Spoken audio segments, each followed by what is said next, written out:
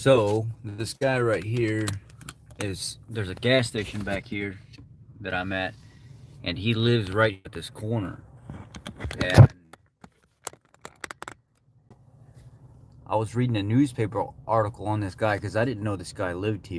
Supposedly back in the day he ran an electronics store, according to the newspaper article, and he lost the electronics store. But as a protest to the city, he decided that he wanted to live in a tent on city property. They cannot remove him from where he's at for some reason. And it was a protest against the local city government or the city officials and him himself. And he's had plenty of evidence that he had built up against the city, um, like in an illegal fashion or doing dirty things. And he had a lot of evidence in a tent. And there was an off-duty police officer, I think, that was at a local restaurant nearby, when he heard a bunch of commotion on the news, that that he found out there was a lot of people talking about this tent catching on fire. Well, this tent catching on fire was that police officer that's a retired, he's not off duty, he's a retired police officer, 72 years old. This was a couple of years ago, had burned this man's tent down. And there was a lot of data and stuff that he had saved inside that tent.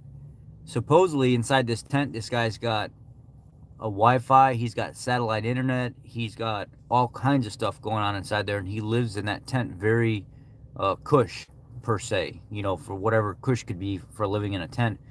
But they say the guy doesn't go without money or anything like that. I heard two other people talk about this man. I thought this was just a myth. Somebody else told me the guy was a lawyer. He has a 5-bedroom house somewhere, and he just chooses to live here. The article says 16 years, so it's probably 18 or 19 years he's been living in a tent on city property as a protest to the city because of how crooked they are.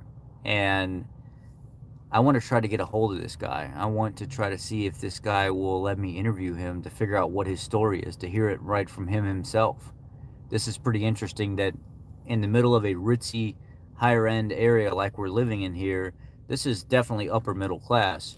You would see a man like this living on the street, in a tent, blocking the sidewalk, and having to go through the things that he went through. Having a retired police officer burn his old tent down and then have to give him a $5,000 cashier's check to make everything right. People came and donated stuff and everything else. This is just a story you really don't see. And this is one man standing up to the system saying, you're not going to screw me. I'll do whatever it takes to, even if it's living in a tent for over 16 years now, to get my message out there. And that's what this is. This is pretty sad, but it is what it is. Let me know what you guys think. Should I try to find